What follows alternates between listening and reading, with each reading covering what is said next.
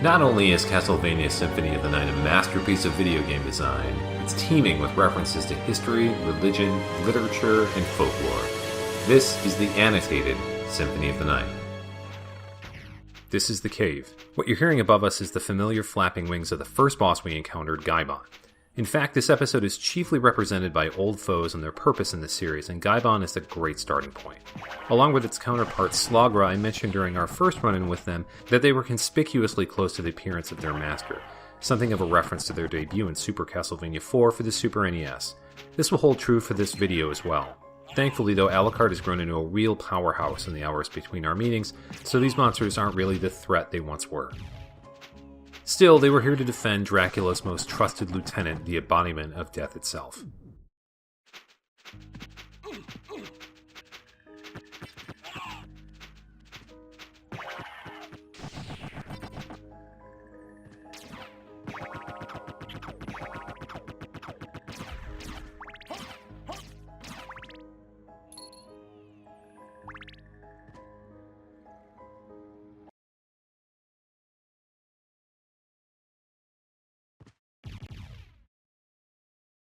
So, you've made it this far. In the name of your father, cease this foolishness! Not while there's a breath in my body. Then for the master, I'll feast on your soul this night.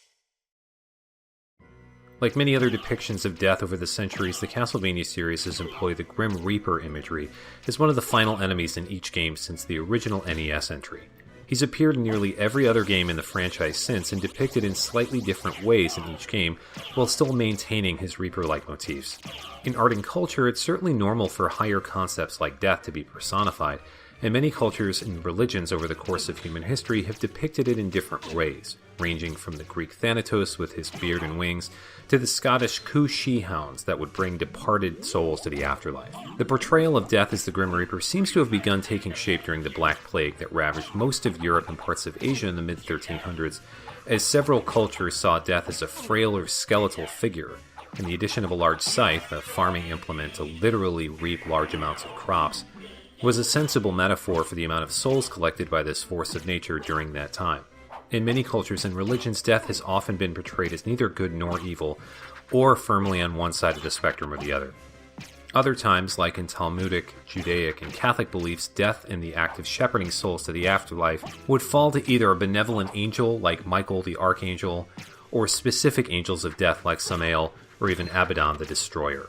In the Castlevania series, death typically takes multiple forms as befitting a late-game boss, which is a tradition that began in Castlevania III Dracula's Curse for the NES. Tellingly, according to his description from the librarian, he's a level 66 monster, the significance of which has been previously detailed, but also has 4,444 hit points, which is also worth reading into.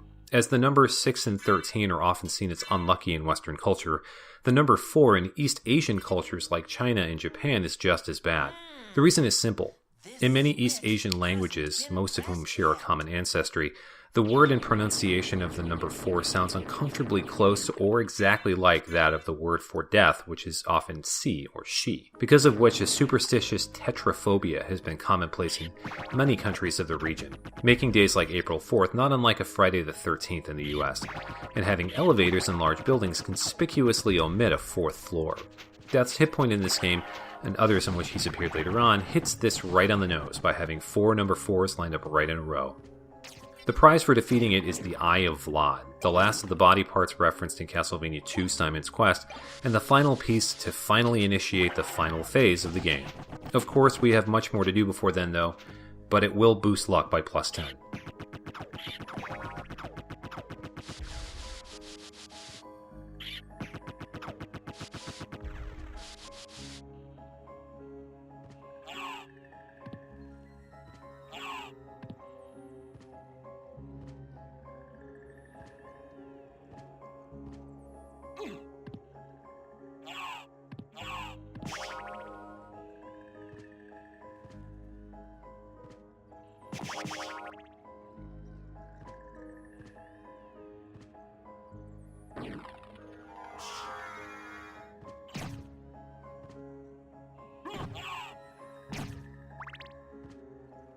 Perhaps the other prize for fighting it out with death is this, the Alucard sword, one of the items stolen from us at the beginning of the game. I actually detailed this weapon in the first video with its swift sword strikes and teleporting slash, so no more detail is really needed. It's a fine late game weapon, if significantly outclassed by other methods of monster mashing seen throughout this video series.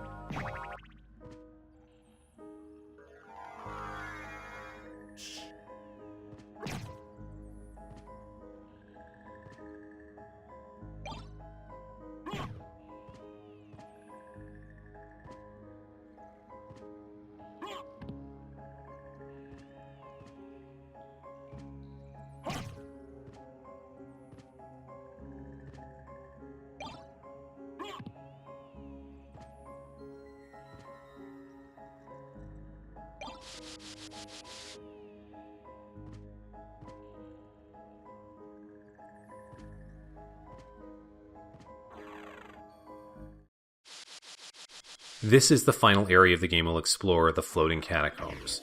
There are significant aesthetic changes that we'll discuss about this area in a moment. For now, take note of some of the items we're acquiring, a Power of Sire and a Buffalo Star for example, and you should get a sense that this location won't be screwing around.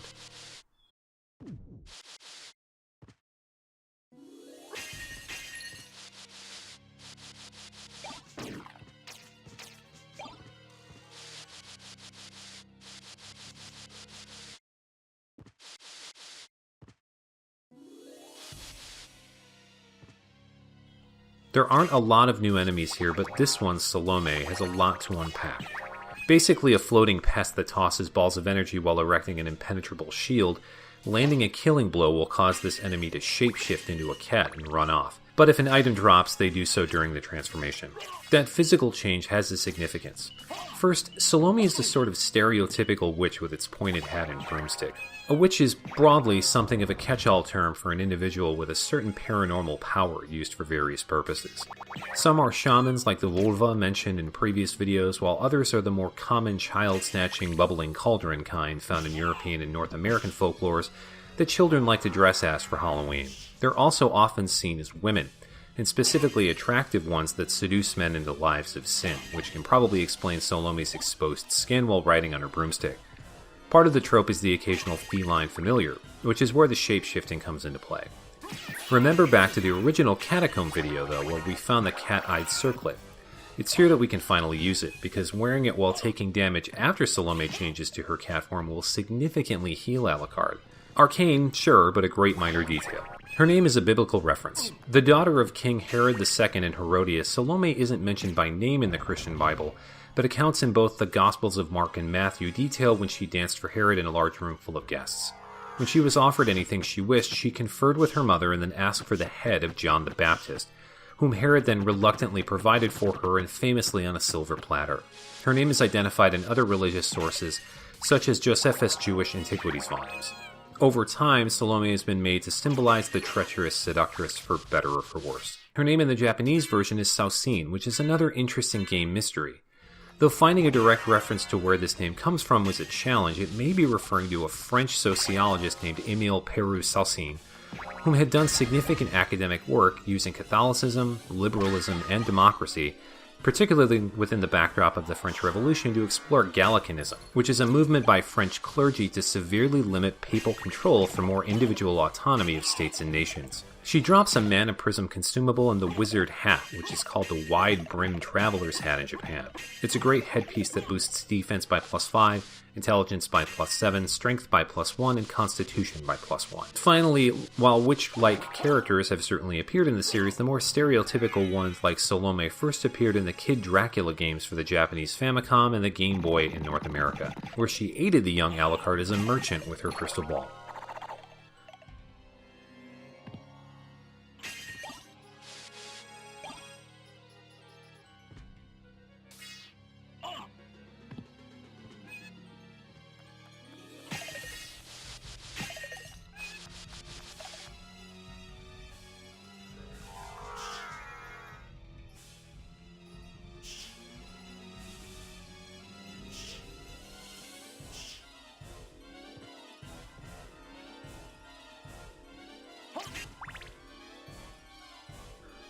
The frozen half enemy is one of the more dangerous normal foes in the game.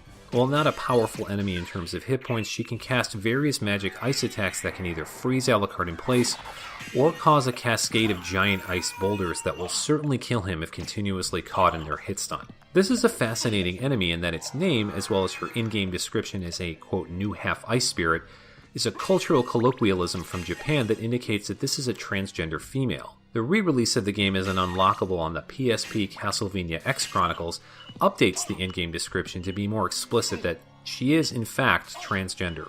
Both descriptions also note that this is a servant of Galamoth, whom is a character we'll get back to in a moment, and she's another reference to the Kid Dracula games as this was one of its comical enemies, though portraying transgendered people in a less flattering light. It drops the Opal or Sapphire Circlet, which is a piece of headgear that adds +10 to intelligence and will heal Alucard when inflicted with ice damage. It also drops the Necklace of J, though it's simply called the Necklace in the Japanese version. It's an accessory that boosts defense by +5 and is the final piece of equipment stolen from Alucard by Death at the beginning of the game. We'll actually find one for ourselves in this video without having to farm it.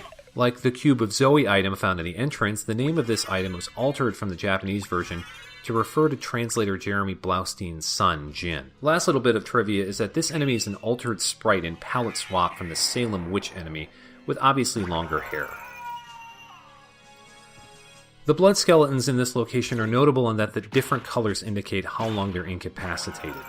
The location around us, though, is what's most important about this area. Think back to what we said about the original Catacomb level, and that it represented Alucard's descent into hell as he traveled far below the castle to fight an ancient biblical evil. Having turned the fire to ice, these floating catacombs are then Dante's Inferno made physically manifest in the game. In the epic poem, Virgil ironically portrays the ninth and lowest circle of hell as a frozen abyss.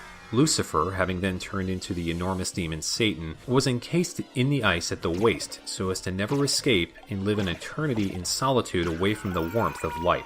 Though we won't be lucky enough to find an immovable monster, a giant demon is definitely waiting for us soon enough. While this explains how Alucard meets some of the most terrible enemies around, it doesn't explain why this section is the highest point in the game and the apparent fluidity of the animation in the background. Remembering that the inverted castle is floating high above the original to the point where it will be several miles above the earth in practicality, we turn to the Hebrew and Christian Bibles for a possible answer. The book of Genesis reveals that during the second day of God's creation, he made the firmament, or rakia, which was a dome that separated the earth with water below and above. In simple terms, for however long it took creation and the world to be completed, and for millennia thereafter, early Hebrews believed that the sky was a dome of water. There isn't significant evidence in this game to corroborate this reference other than this one section of the Floating Catacombs, but if true, it's a great deep cut as religious allusions go. Here at last is the demon Galamoth, whose bestiary description notes that he is a magical being with plans to rule the netherworld. This outs him as a possible competitor of Dracula and is a reference to its appearance as the main antagonist in the Kid Dracula games, which comes full circle in this area as its boss. In fact, this is the game's super boss, which according to the strategy guide interview translated by Shmupulations, was always the plan, perhaps to give Alucard's heroic path some sort of canonical connection to his Famicom and Game Boy side stories. Toru Hagihara and Koji Igarashi mention in this section of the interview how unbalanced the familiars are in the game, and that Galamoth was always meant to be the hardest boss, but the fairy, and I suppose sprite by extension, make this battle much easier. But it's certainly a challenging fight, and at 12,000 hit points, Galamoth is a sponge for damage. It can really dish it out too, with lightning attacks that fill a good chunk of the arena and dark elemental attacks in between them. He'll also show you the business end of a foot to the face if you get too close. Dealing with this foe is perhaps another instance where the developers were trying to tell you something, though it's a bit of a stretch. A few videos ago we found the Barrel Circlet, which will absorb lightning damage and heal Alucard.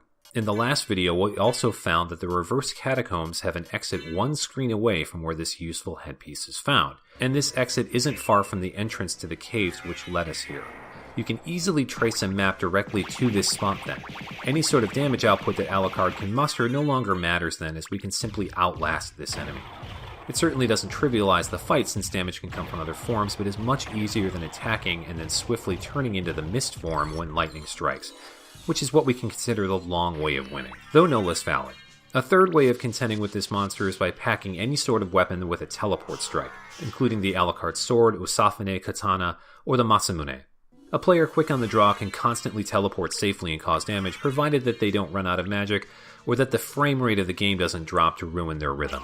Finally, the Alucard shield and shield rod will make short work of anything in this game, including a so-called super boss. Our prize for winning is a relic that, like several other things, totally breaks the game, the Poison Cloud. This makes your invincible form of mist into a damaging miasma, though the damage output is relatively small in comparison to other methods of killing.